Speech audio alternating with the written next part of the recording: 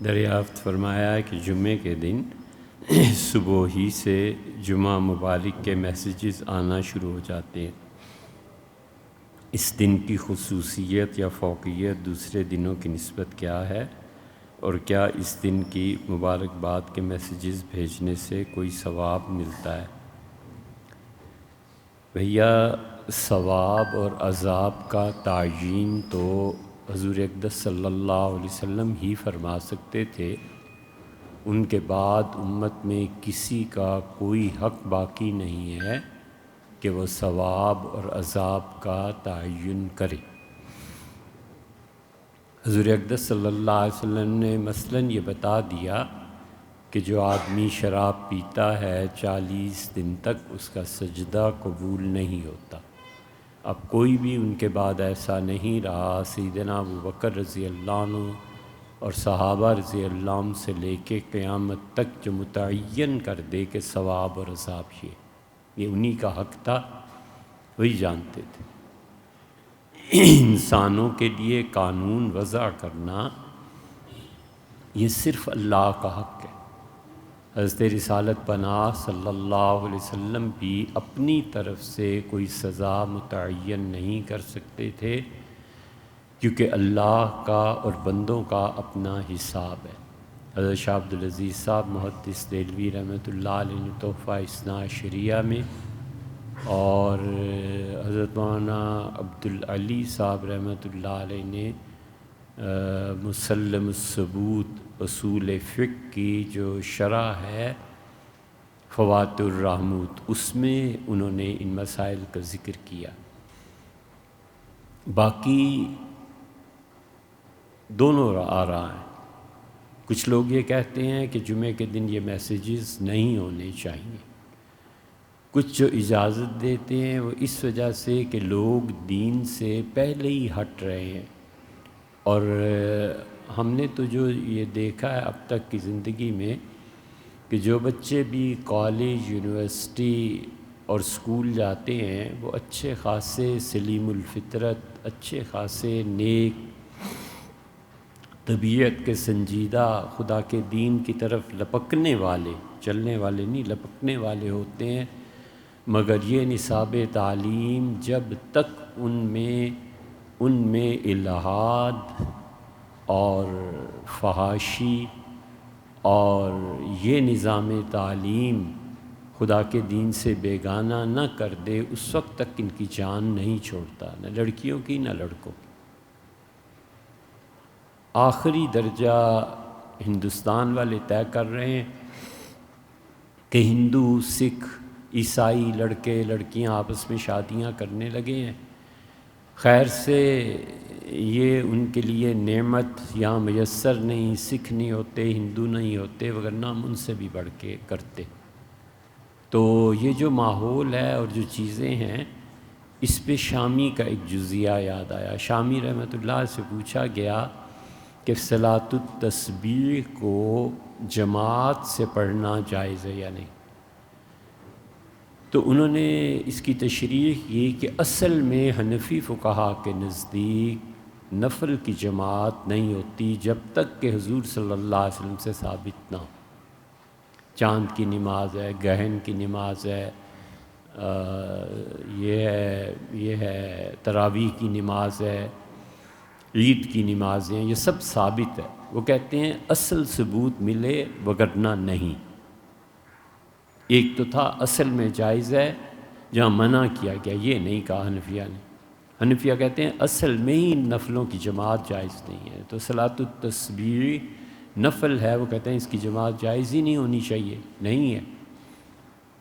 پھر شامی نے لکھا ہے کہ میں اس کی اجازت اس لیے دیتا ہوں کہ اگرچہ ہماری فقہ کی اصل کے خلاف ہے، لیکن لوگوں میں عبادت کا رجحان ہی نہیں رہا، تو جو کرتے ہیں سو اتنی عبادت تو کرنے دو، کسی اور امام کے نزدیک جائز ہوگا، شکر کرو کوئی اللہ کا نام لیتا ہے۔ یہ انہوں نے اپنے فتوے میں نرمی کی بات کی ہے۔ اس لیے اگر کوئی آدمی اتنا بھی خیال رکھتا ہے نا، ادب احترام کرتا ہے، جمعے کا خدا کی یاد دلاتا ہے، تو اس پہ فتوے نہیں کسنے چاہیے۔ آپ کا اپنی مرضی ہے، نہ کریں آپ، لیکن دوسرے کو برا بھی نہیں کہنا چاہیے۔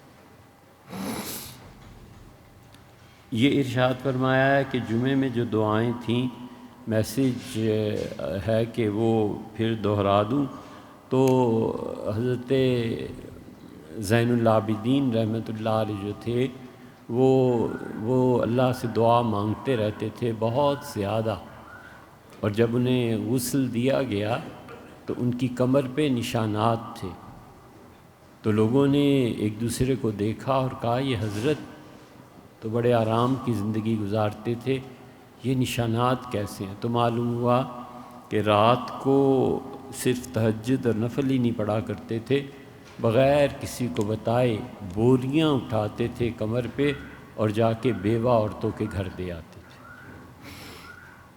اس لیے جو لوگ یہ سمجھتے ہیں نا کہ صرف نماز اور روزے رکھنا ہی عبادت ہے، ان نفلی روزوں اور اس نفلی نماز سے کئی گنا زیادہ عبادت کے ہے کہ ہم انسانوں کا خیال رکھیں۔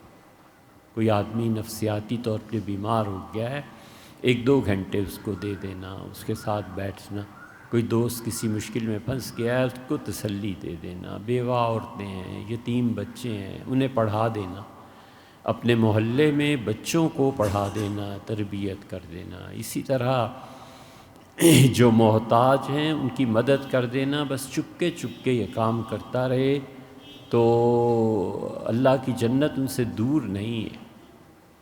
ہمیشہ انسانوں کے کام آنا چاہیے، ہمیشہ انسانیت کی قدر کرنی چاہیے۔ یہ گرمی آ رہی ہے نا، صبح اپنے گھر سے نکلیں تو 8-10 بوتلیں، بس زیادہ بھی نہیں، چاہے آپ 4-5-6 بوتلیں رکھ لیں، اور جہاں یہ فوج والے پولیس والے ڈیوٹی دے رہے ہوتے ہیں انہیں وہ پانی دے دیا۔ آپ نے خریدا بھی نہیں، آپ نے صرف 6-5-7 بوتلوں میں پانی بھرا ٹھنڈا، انہیں دے دیا۔ اس تپتی دوپہر اور گرمی میں ٹھنڈا پانی پینے کو مل جائے، اللہ کی بہت بڑی نعمت۔ گرم روٹی اور ٹھنڈا پانی اللہ کا بہت بڑا انعام ہے، اس میں لوگوں کو شریک کرنا چاہیے۔ یہ کام ہے جو کرنے کے، اور یہ کام ہے جو اللہ کے ہاں انسانوں کی تقدیر کو بدل دیتے ہیں۔ آپ نہیں جانتے اور وقت بھی نہیں ہوتا، ورنہ ہم آپ کو رسول اللہ صلی اللہ علیہ وسلم کی ایک حدیث سنائیں۔ 17 آدمی آپ کو دکھائے گئے کہ اللہ نے ان کی تقدیر ہی بدل دی، اور بات کیا تھی؟ انہوں نے کوئی ایسی نیکی کی کہ اللہ نے کہا میرے بندے کی تقدیر بدل دی، بغیر دعا مانگے بھی تقدیر بدل جاتی۔ تو وہ زین العابدین رحمۃ اللہ علیہ یہ کرتے تھے۔ اور خاندان کون سا تھا؟ ظاہر ہے کہ حضور اقدس صلی اللہ علیہ وسلم کا اپنا خاندان تھا۔ وہ پڑھتے تھے عبیدو کا بفنائی کا، آپ کا غلام، آپ کا محتاج بندہ آپ کے صحن میں حاضر ہے۔ حرم شریف میں نماز پڑھتے تھے نا، مسکینوں کا بفنائی کا، آپ کا مسکین، آپ سے مانگنے والا مسکین۔ قرآن میں آیا ہے ذا متربہ، جس کی حالت اتنی خراب ہو کہ مٹی میں رل جائے، یہ اصل مسکین کا ترجمہ ہے، مٹی میں رلا ہوا بندہ آپ کے سامنے حاضر ہے۔ سائلو کا بفنائی کا، اللہ آپ سے سوال کرنے والا آپ کے صحن میں آ گیا ہے۔ فقیروں کا بفنائی کا، اللہ فقیر آپ کے صحن میں سجدے میں اللہ آپ سے مانگ رہا ہے۔ تو ان کی اولاد موسیٰ کاظم رحمۃ اللہ علیہ وغیرہ کہتے تھے ہم نے اپنے دادا کے ان جملوں کو دہرایا اور اللہ سے دعا مانگی، ہم نے یاد کہ کوئی دعا قبول نہ ہوئی۔ اللہ تعالیٰ کو بعض جملے پسند ہوتے ہیں، اور اس سے بڑھ کے وہ جو درد مند دل ہوتا ہے نا، وہ اللہ کو بہت زیادہ پسند ہوتا ہے کہ اس کے دل کا درد اور اخلاص وہ کام اللہ سے کرا دیتا ہے جو اسباب اور وسائل کی دنیا میں سر مار لیں نہیں ہوتا۔ اللہ کسی کی دعا سے کسی کو کام۔ ہمیشہ یاد رکھو یہ اللہ نے وہ تالا ہے جس کی چابی سمندر میں ڈال دی، بس ہم میں سے کوئی نہیں جانتا کہ اس کو کس کی وجہ سے رزق مل رہا ہے، چھٹی کوئی نہیں جانتا۔ حضور صلی اللہ علیہ وسلم نے فرمایا ترزقون بضعفائکم، یہ جو تمہارے لوگ نہیں کما سکتے نا، نکمے، ان کی وجہ سے خدا تمہیں رزق دیتا ہے۔ یہ نئے فلسفے اور تھیوریز آئی ہوئی ہیں کہ جی یہ کماتے کیوں نہیں، یہ کام کیوں نہیں کرتا۔ اللہ کہتا ہے فَطْعِمُ الْقَانِعِ، اس آدمی کو کھلایا کرو جو ہاتھ پہ ہاتھ رکھ کے دھرا بیٹھا ہے۔ اللہ کو یاد تو کرتا ہے نا، یہ بھی ایک کام ہے کہ نہیں ہے؟ یہ کام ہی نہیں ہے اللہ کو یاد، اللہ کی یاد بہت بڑی چیز ہے۔ فَطْعِمُ الْقَانِعِ، اللہ نے کہا وہ جو کوئی کام نہیں کرتا اسے کھلا۔ حضور صلی اللہ علیہ وسلم وَتُنْصَرُونَ عَلَىٰ، اللہ دشمنوں پہ تمہیں فتح دیتا ہے ان کی دعاؤں کی برکت سے جو کچھ نہیں کر سکتے۔ چھوٹے بچے ہیں، بیوی ہے، بہنیں ہیں، کیا کیا ہیں، ساری رشتہ داریاں ہیں، تو اس لیے کوئی نہیں جانتا کہ کون کس کی وجہ سے اس دنیا میں برکتیں پاتا ہے، کس کو کس وجہ سے خدا نوازتا ہے، عہدہ دے دیتا ہے۔ مگر جب بھی کوئی ترقی ہو تو قرآن کی 2 آیتیں بہت زیادہ پڑھو، ٹرانسفر ہو جائے قرآن کی 2 آیتیں بہت پڑھو۔ ایک تو یہ اللہ سے مانگو، سورہ بنی اسرائیل میں ہیں دونوں آیتیں، وَقُلْ رَبِّ أَدْخِلْنِي مُدْخَلَ صِدْقٍ، اے پروردگار مجھے وہاں لے جا جہاں میں سچائی کے ساتھ اپنے عہدے، اپنے مال، جو بھی ترقی ہے اللہ اس کا حق ادا کر سکوں۔ وَأَخْرِجْنِي مُخْرَجَ صِدْقٍ، اور اللہ جہاں سے جا رہا ہوں یہاں سے بھی عزت اور سلامتی کے ساتھ لے جا کہ میرے بعد مجھ پہ کوئی الزام نہ لگے۔ وَاجْعَل لِّي مِن لَّدُنْكَ سُلْطَانًا نَصِيرًا، اور اللہ میرا تو مددگار بن جا، جس جگہ جا رہا ہوں وہ بھی اور یہاں سے چھوڑ رہا ہوں اس میں بھی، اور اے پروردگار طاقت دے۔ یہ اس کا خلاصہ ہے، صحیح ترجمہ نہیں، خلاصہ ہے۔ اور دوسری موسیٰ علیہ السلام نے مانگی تھی، بڑی زبردست چیز ہے، یہ ہمیشہ مانگتے رہو، جب بھی ترقی ہو ہمیشہ اللہ سے یہ دعا مانگو کہ رب بما انعمت علیہ، اللہ یہ جو تو نے مجھ پہ انعام فرمایا نا، فلن اکون ظہیرا للمجرمین، اللہ یہ جو نئی طاقت، نیا عہدہ، نئے پیسے، نئے بچے، اللہ جو بھی تو نے انعام کیا ہے، اللہ ایسے نہ ہو جائے کہ میں تیرے اس انعام سے مجرموں کی حمایت کرنے لگوں۔ پیسہ دیا ہے، مجرموں کو پیسہ دینے لگوں، عہدہ دیا ہے، اچھا پہلے تو تھانے دار نہیں تھا اب بن گیا ہے، اب مجرموں کے ساتھ مل کے لوگوں کو تنگ کرنے لگوں۔ رب بما انعمت علیہ فلن اکون ظہیرا للمجرمین، یہ سورہ بنی اسرائیل میں نہیں، ایک اور جگہ ہے کہ پروردگار جو تو نے میری ترقی کر دی ہے، اللہ اب مجرموں کا مددگار مجھے نہ بنا۔ یہ لوگ اس سے بڑے غافل ہیں۔ ہر آدمی دیکھو ملک میں کیا عہدوں پہ اور کیا کچھ ہو رہا ہے، کاش یہ پڑھتے کہ رب بما انعمت علیہ، اللہ آپ نے جو مہربانی مجھ پہ کیا، فلن اکون ظہیرا للمجرمین، اللہ میں کبھی بھی مجرموں کا مددگار نہ بنوں۔ عبداللہ ابن مسعود رضی اللہ عنہ کی دعا ہے، خائف مستجیر، اللہ خوف میں گھرا ہوا آدمی آپ کا سہارا مانگتا ہے۔ جار کہتے ہیں نا پڑوسی کو، تو پڑوسی مدد کرتا ہے نا مشکل وقت میں۔ خائف مستجیر، اللہ نابینا جس کے پاس کوئی ذریعہ نہیں ہے کہ وہ راہ دیکھے کہاں سے نجات پائے گا۔ مستجیر، اللہ آپ کا پڑوسی ہے، اللہ آپ کا بندہ آپ کے ساتھ ہے، یعنی مطلب یہ کہ اللہ مدد فرما۔ تائب مستغفر، اللہ توبہ کرنے والا، اے پروردگار استغفار کرنے والا تو اس سے مانگتا ہے، میں توبہ بھی کرتا ہوں استغفار۔ راغب راہب، اللہ جنت کا طلبگار، تیرے انعامات کا طلبگار، اور اللہ راہب بنا دے، یعنی دنیا سے ضرورت کی چیزوں کے علاوہ کوئی چیز میری نہیں ہے، اولاد کی ہے، بچوں کی ہے، بہنوں بھائیوں کی ہے، جو ضرورت کی چیز ہے بس میری زندگی وہاں تک رہے، ضرورت سے زیادہ اللہ تو جان تیرے کام چاہے۔ یہ بڑی بات ہے کہ آدمی کو حساب کم دینا پڑے۔ ضرورت ہے بس گھر کی ہو، ضرورت ہے گاڑی کی وہ ہو، ضرورت ہے کمپیوٹر کی وہ ہو، جو ضرورت کی چیزیں ہیں نا بس یہ ہیں، اس سے زیادہ ہوگا تو پھر حساب بھی ہوگا۔ ضرورت کے پیسے مثلا اس نے سال کے لیے جوڑ لیے کہ اگر میری نوکری ختم ہو گئی تو 6 مہینے سال میں گزارا کیسے کروں گا، اتنے پیسے رکھ لیے تاکہ اس انسان کی زندگی آسانی سے گزرتی رہے، سال میں ملازمت ملی جائے گی، جتنا جس کا عہدہ یا جو چیز ہے انویسٹمنٹ اتنی جس سے بس زندگی چلتی رہے۔ تیسری دعا جو تھی وہ عبداللہ ابن مسعود رضی اللہ عنہ کی تھی کہ اللہم انی اسألک ایمانا لا یرتد، اللہ ایسے ایمان کی درخواست کرتا ہوں جس کے بعد ارتداد نہ آئے۔ یہ بہت بڑی چیز ہے یہ ارتداد۔ حضور اقدس صلی اللہ علیہ وسلم کے پاس 7 آدمی بیٹھے تھے، اور اس ابو ہریرہ رضی اللہ عنہ نے کہا کہ تم میں سے ایک آدمی میری نبوت میں شرک کرے گا اور اس پہ مرے گا۔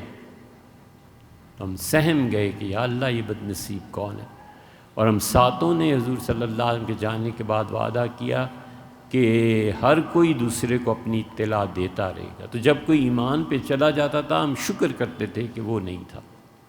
اور ان 7 میں سے ایک آدمی مسلمہ کذاب کا مؤذن بن گیا، تو اذان دیتا تھا اور کہتا تھا میں گواہی دیتا ہوں محمد صلی اللہ علیہ وسلم اللہ کے رسول ہیں، اور گواہی دیتا ہوں کہ مسلمہ کذاب بھی اللہ کا رسول ہے۔ تو فرمایا جب وہ مرا تو ہمیں چین ہوا کہ اللہ کا احسان ہے، ہاں میں کم سے کم ان میں سے نہیں۔ تو اس لیے یہ ارتداد بہت بری چیز ہے، آ جاتا ہے۔ وَنَعِيمَ اللَّهِ يَنْفَدُ، اور اللہ تیرے ایسے انعامات جو ختم نہ ہوں۔ تھوڑا انعام ہے اللہ کا، یہ گرم روٹی، یہ ٹھنڈا پانی، یہ اپنی چھت، اللہ سے یہ سب چیزیں مانگنا، اولاد، وہ خدا آنکھوں کی ٹھنڈک کر دے، ہزاروں چیزیں ہیں۔ اللہ ایسے انعامات مجھ پہ فرما جو ختم نہ ہوں، کیونکہ اللہ نعمت دیتا ہے اور ناقدری پہ چھین بھی لیتا ہے۔ قدر کرے، ہمیشہ قدر سیکھے، جب قدر نہیں کرے گا تو واپسی ہو جائے گی۔ اور اللہ کی نعمت صرف یہی نہیں ہے کہ کھانا اچھا مل جائے اور بیوی محبت اور سے شادی ہو جائے اور عالی شان کوٹھی کہیں F10 F6 میں مل جائے۔ اللہ اس کا نہیں پوچھے گا کہ اتنے بڑے بڑے لوگ تمہاری معاشرے میں بھیجتے رہے، تم نے ان کے ساتھ کیا سلوک کیا؟ یہ بھی تو اللہ کا انعام ہے۔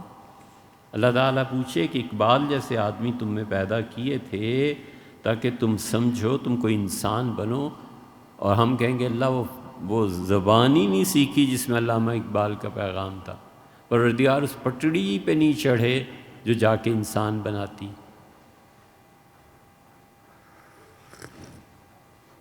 تو اللہ کے جتنے بھی انعامات ہیں نا، سوچنا چاہیے سونے سے پہلے کہ اللہ نے مجھ پہ کیا کیا انعامات کیے ہیں۔ شکایتیں بہت سوچتا ہے، انعام بھی سوچے کہ کیا کیا کرم فرمایا۔ مفتی محمد حسن صاحب رحمۃ اللہ تھے، جامعہ اشرفیہ لاہور کے بانی۔ مفتی صاحب نے بیعت کی درخواست کی حضرت تھانوی رحمۃ اللہ علیہ، تو حضرت نے کہا کہ آپ جو کچھ باتیں کرتے ہیں اس سے مجھے بو آتی ہے اس بات کی کہ جیسے آپ تقلید کے برعکس کچھ اور کرتے ہیں۔ تو میں بیعت کر لوں گا، مگر جا کر دیوبند میں انور شاہ صاحب رحمۃ اللہ سے حدیث پڑھ کے آؤ۔ مفتی صاحب اتنے باکمال آدمی ہونے کے باوجود سال بھر دیوبند میں رہ کے حدیث پڑھ کے آئے، اور حضرت رحمۃ اللہ نے بیعت فرما لیا، پھر خلافت، پھر ساری چیزیں۔ حضرت رحمۃ اللہ کے انتقال سے کچھ دن پہلے جب بالکل چلنے سے بھی حضرت کی معذوری ہو گئی تو ایک دن تشریف لائے اور سب لوگ انتظار تھے، تو مفتی صاحب نے کہا حضرت سوچتا ہوں اللہ 1000 سال کی زندگی دے اور سجدے میں سر رکھ کے اللہ کا شکر ادا کروں کہ آپ جیسی ہستی اس سے تعلق نصیب ہوا تو حق ادا نہیں ہوتا۔ حضرت فرمایا مفتی صاحب میری تو جو حالت ہے میں ہی جانتا ہوں، باقی آپ کو یہی سمجھنا چاہیے۔ مطلب یہ تھا کہ تمہارا پہلو نعمت کی قدر کا ہے، اب در حقیقت نعمت کیا ہے وہ میں اپنی ذات کو کون اچھالتا ہے، کون اپنی تعریف کرتا ہے۔ تو اس لیے اللہ کی بھی بڑی نعمتیں ہوتی ہیں کہ زندگی میں کسی صالح آدمی کی صحبت میسر ہو جائے۔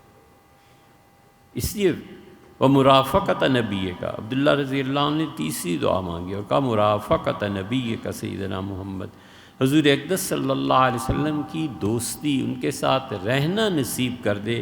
فی اعلیٰ جنان الخلد، اللہ جنتیں جو ہمیشہ ہمیشہ کے لیے ہیں اس میں حضور صلی اللہ علیہ وسلم کے ساتھ کرتے۔ ابن مسعود رضی اللہ عنہ یہ دعا بھی مانگتے تھے اور وہ دعا بھی مانگتے تھے، کسی کا جنازہ پڑھتے تھے تو کہتے تھے اللہم الحق بنبی، اللہ اسے نبی صلی اللہ علیہ وسلم کے دربار میں پیش کرے، اللہ اسے رسول اللہ صلی اللہ علیہ وسلم کے اس کی روح کو ملا دے۔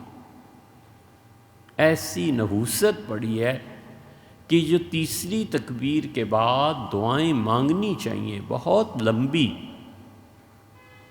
اللہ جانے کیا ہے، ایک دم سے سلام پھیریں گے جیسے آگ انگاروں پہ کھڑے ہیں، بھی تمہیں کیا ہو گیا ہے، یہ تم آخری چیز ہے جس میت کو دے رہے ہو۔ حضور صلی اللہ علیہ وسلم اتنی تیسری تکبیر کے بعد لمبی دعائیں مانگتے تھے کہ صحابہ کرام رضی اللہ عنہم کہتے ہیں کہ ذرا آہستہ آواز سے بھی پڑھتے تھے تو ہم سنتے تھے، ہم تمنا کرتے تھے کہ کاش یہ میرا جنازہ۔ مولانا ایوب صاحب دہلوی، لوگ کیا جانے وہ کتنی بڑی شخصیت تھی۔ امام غزالی، مولانا قاسم نانوتوی رحمۃ اللہ کے بعد اتنی بڑی ہستی کراچی میں رامپور کے پڑے ہوئے تھے، اور لٹھا کندھے پہ ڈال کے کراچی گلیوں میں بیچتے تھے، لوگ جانتے نہیں تھے کہ یہ کتنی عظیم ہستی ہے۔ ان سے پہلے صدیوں میں جو افراد ہوتے تھے ان میں سے ایک فرد تھے۔ مولانا ایوب صاحب کا انتقال ہو گیا، مفتی شفیع صاحب رحمۃ اللہ علیہ نے جنازہ پڑھایا، تو ہم نے کسی سے پوچھا کہ حضرت کا جنازہ کیسے تھا، کہنے لگے مفتی شفیع صاحب، مولانا تقی صاحب کے والد دارالعلوم کراچی کے بانی رحمہ اللہ، انہوں نے کہا حضرت نے دعائیں جو مانگنی شروع کی ہیں تو تیسری تکبیر کے بعد تقریباً آدھا گھنٹہ تک ہم لوگ کھڑے رہے، اب ہم حیران تھے کیا مانگے۔ اسی ہمیشہ تیسری تکبیر کے بعد لمبی دعائیں، اور نہیں یاد کوئی حرج نہیں، ایک جو دعا یاد ہے اسی کو بار بار پڑھتے رہو، اسی کو بار بار دہراتے رہو، کیا پتہ کس کی دعا اس کے کام آ جائے۔ تو عبداللہ رضی اللہ عنہ کی دعا تھی، اللہم انی اسألک ایمانا لا یرتد ونعیما لا ینفد ومرافقۃ نبیک سیدنا محمد صلی اللہ علیہ وسلم فی اعلیٰ جنان الخلد۔ مدثر صاحب آپ نے سوال دریافت کیا، جی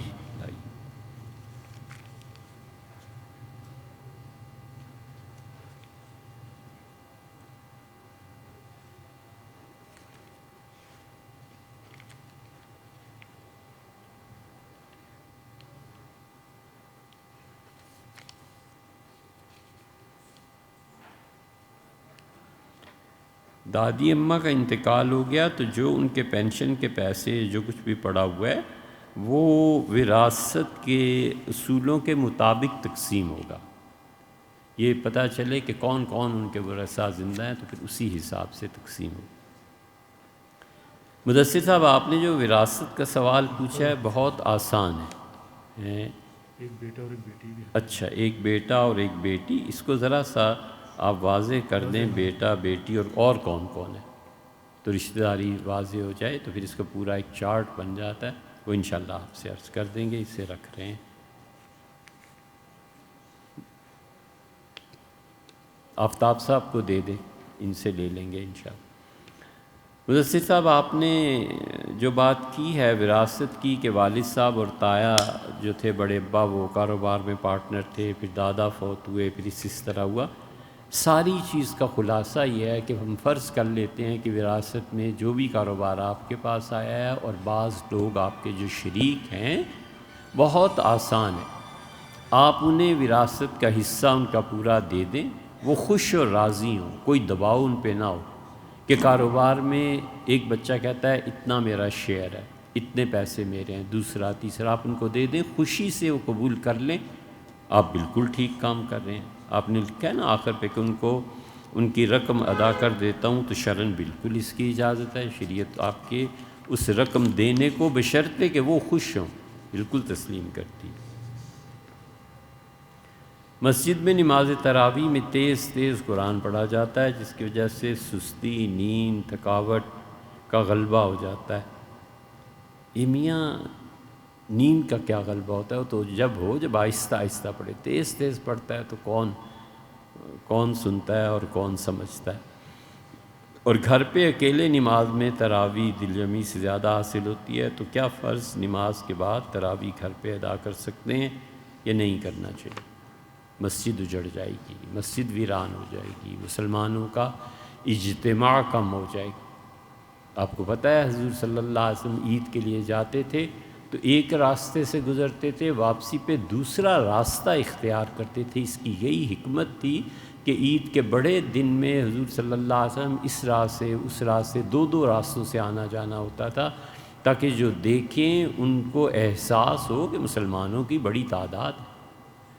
حضور صلی اللہ علیہ وسلم کے ساتھ کون چھوڑتا تھا؟ صحابہ رضی اللہ عنہ کا پورا گروہ آپ کے ساتھ چلتا تھا، تو اس سے یہودی مشرکین پہ اثر پڑتا تھا۔ اسی طرح مسجد نہیں چھوڑنی چاہیے۔ مسجد چھوڑ دے گا تو سمجھے مسجد چھٹی تو نماز بھی گئی۔ گزشتہ سال کہا گیا تھا کہ چوری ڈکیتی مجرمانہ اب سب سچ ہو گیا، نہ جان محفوظ ہے نہ مال محفوظ ہے۔ محافظت اور امن کے لیے کون سی دعاؤں کا اہتمام کیا جائے؟ ہر وہ دعا جس میں اللہ سے درخواست ہے کہ وہ پناہ دے دے، مانگنی چاہیے، اور خاص طور پہ وہ دعائیں جو قرآن اور حدیث میں آئی ہیں بس وہ مانگنی چاہیے۔ اب ہم آپ کو ایک چیز بتا دیں کہ فلاں صورت پڑھو تو ہو تو سکتا ہے کہ لوگ پڑھنے لگیں، لیکن ہمیں بڑی حیا آتی ہے۔ جب حضور صلی اللہ علیہ وسلم نے ایک چیز بتا دی ہے تو ان کے صحابہ رضی اللہ عنہ نے بتا دی ہے تو ان کے بعد کیا کوئی بتائے؟ تابعین، تبع تابعین تک نے بتا دی ہے، بس یہ کافی ہے۔ وہ زمانے خیر کے تھے، ہم کیوں اپنے پاس سے نئی نئی دعائیں گھڑ کے لوگوں کو بتائیں؟ قرآن میں آیا ہے کہ حضرت یعقوب علیہ السلام نے کہا فاللہ خیر حافظہ، اللہ سب سے بہترین حفاظت فرمانے لگا ہے میرے پروردگار تو، وہو ارحم الراحمین، اللہ تو ہی ہے جو سب سے زیادہ رحم فرماتا۔ یہ پڑھو۔ حضور اقدس صلی اللہ علیہ وسلم اللہ سے پناہ کی درخواست کرتے تھے، اور آپ نے فرمایا یہ قل اعوذ برب الناس اور اعوذ برب الفلق پڑھو۔ اس سے بہتر چیز کوئی نہیں ہے جس کے ذریعے اللہ سے مصیبتوں سے پناہ مانگی جائے۔ یہ پڑھیے۔ ہر نماز کے بعد حضور صلی اللہ علیہ وسلم پڑھتے تھے، صبح 3 مرتبہ پڑھتے تھے، شام 3 مرتبہ پڑھتے تھے۔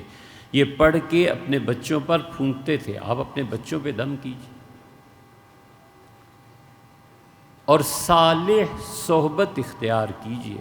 اگر نہیں ہے نا کوئی صالح آدمی ایسا ملتا تو تم خود بانی بن جاؤ، خود اتنے اچھے بن جاؤ کہ جو دوست یار بچے آپ کی مجلس میں آتے ہیں بس وہ جانیں کہ صحبت صالح کیا ہوتی ہے، اچھے لوگوں کے پاس بیٹھنے سے کتنا فائدہ ہوتا ہے۔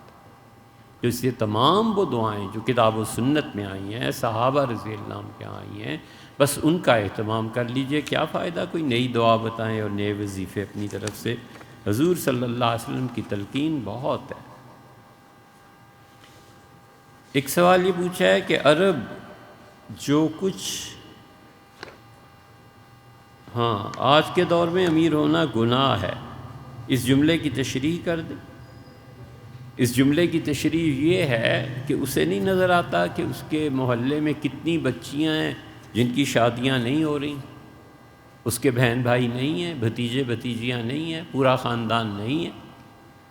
وہ جو کروڑوں اور اربوں میں سودے کر رہا ہے اسے یہ خیال نہیں آتا کہ ان بچیوں کا کیا بنے۔ اتنی بھی عقل نہیں ہے کہ سیدنا عثمان رضی اللہ عنہ نے خاص طور پہ اپنے دور خلافت میں بچوں کے لیے اور لڑکیوں کے لیے الگ پیسے دیا کرتے تھے۔ تو کسی نے کہا امیر المومنین اتنا بجٹ، اتنا خرچہ، بجٹ سے مراد اتنا خرچہ، انہوں نے کہا اس چڑھتی عمر کے بچوں کو، 14 15 17 سال چڑھتی عمر ہے نا، فرمایا ان بچوں کو اگر پیسے نہیں دو گے تو معاشرے میں چوری عام ہو جائے گی، اور ان بچیوں کو پیسے نہیں ملیں گے تو کمانے کے لیے جسم فروشی شروع ہو جائے گی، اس لیے بچاؤ اس فتنے سے ہمیں۔ شاہ عبداللہ آئے تھے نا، کتنی اچھی بات کی، انہوں نے آتے ہی اعلان کیا کہ پورے سعودیہ میں بس یہ کافی ہے کہ اپنے امام مسجد سے لکھوا لو کہ تم بائی برتھ سعودی ہو، 50,000 ریال دیتا ہوں شادی کرو، مفت 50,000 ریال دیتا ہوں۔ یہ بنینزا والے اور یہ لوگ، ان کے خاندان کے ایک خاتون وہ فرما رہی تھی کہ میرے نانا نے کروڑوں اربوں پتی آدمی تھے، انہوں نے مکان اپنا بنایا کراچی میں بالکل غریبوں کی بستی میں، تو کہا نانا اتنا پیسہ اللہ نے دیا ہے کہ کلفٹن میں فلاں ان جگہوں پہ گھر بنائیں، آپ یہاں بنا رہے ہیں؟ انہوں نے کہا بچوں میں غریبوں میں رہوں گا نا تو مجھے احساس رہے گا کہ انسانیت کیا ہے۔ پھر غریبوں کے بچے شام کو مل جایا کریں گے، باتیں کروں گا، غریبوں کے بچوں کی مدد کر کے خوشی حاصل کروں گا۔ تم امیروں کے گھروں میں کیا رکھا ہے بچوں، تمہارے گھروں میں کیا ہے؟ یہ جو چیز ہے نا، یہ انہی لوگوں کو نصیب ہوتی ہے ذو حظ عظیم، جن کا مقدر اور نصیب بڑا ہوتا ہے۔ اس لیے امیر، یہ جو عمارت کا معاشرہ ہمارے ہاں رواج پا رہا ہے، کوئی پوچھنے والا ہی نہیں ہے، اور جو پوچھ لے کہ یہ پیسے کہاں سے آئے ہیں تو پھر وہ دنیا جانے، جو بھی ہے اس پہ کیا تبصرہ کرنا ہے۔ اس لیے عمارت کی کوئی گنجائش اس معاشرے میں نہیں،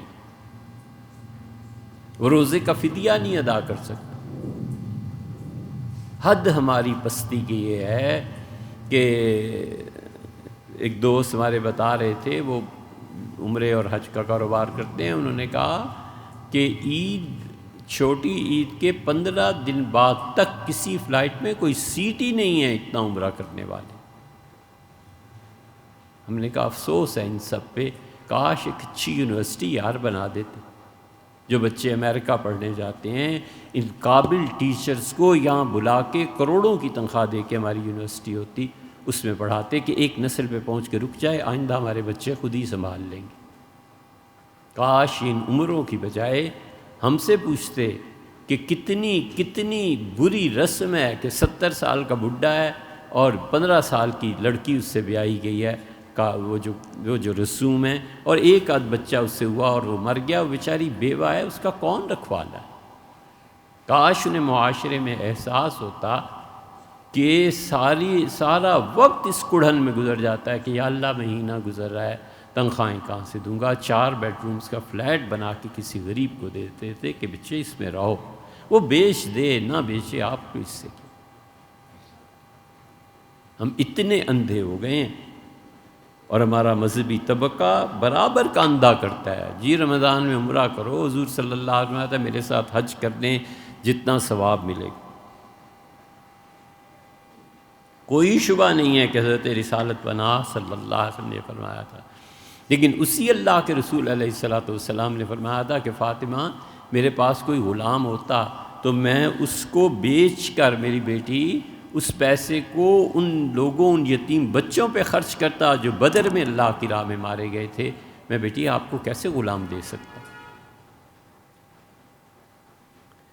عرب جو کر رہے ہیں کرنے دو، کیونکہ امام مہدی انہی سے آئیں گے، ان کو جدید ٹیکنالوجی کا علم ہوگا۔ حضور اقدس صلی اللہ علیہ وسلم کی حدیث کا مفہوم ہے کہ عربوں کو برا مت کہو کہ میں عربی ہوں، اس بات میں کتنی صداقت ہے۔ حضور اقدس صلی اللہ علیہ وسلم نے منع فرمایا ہے کہ عربوں کو برا نہ کہو، لیکن اس کا یہ مطلب تھوڑا ہی ہے کہ عرب جو مرضی کرتے پھریں کوئی ان پہ تنقید ہی نہ کرے۔ نبی کریم صلی اللہ علیہ وسلم نے احتیاط کے طور پر پوری حدیث پڑھے نا، آپ نے فرمایا عربوں کو برا نہ کہنا کیونکہ میں بھی عرب ہوں۔